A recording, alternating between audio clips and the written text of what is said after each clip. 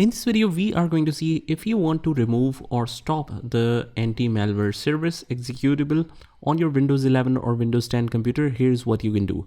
First of all, just make sure that if you are using any kind of antivirus that is stopping you from installing any kind of program and you basically trust that program, all you have to do is you can find it in the tray section on the right hand side in the hidden icons. Just go ahead and right click on that and you can just turn that off. Otherwise, if you're using the main Windows default security settings and you want to turn that off, what you can do is just go to the start menu and then just click on this and write settings.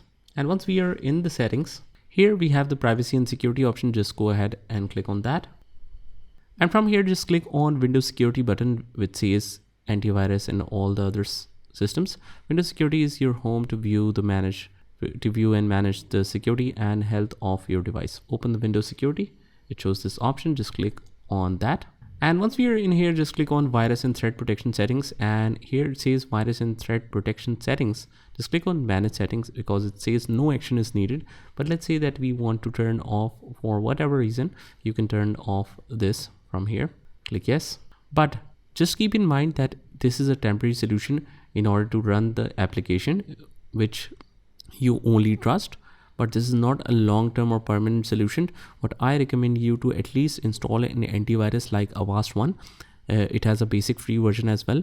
What you can do is just turn off until the next restart. So this way you will make sure that the real-time protection is not turned off permanently. So that's pretty much it. This is how you can turn off the real-time protection in antivirus.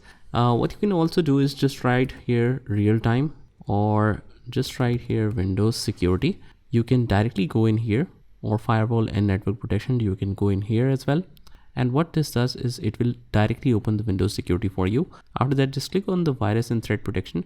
Just go ahead and click on manage settings. And whenever you want to enable this, you can turn that on, whatever you like.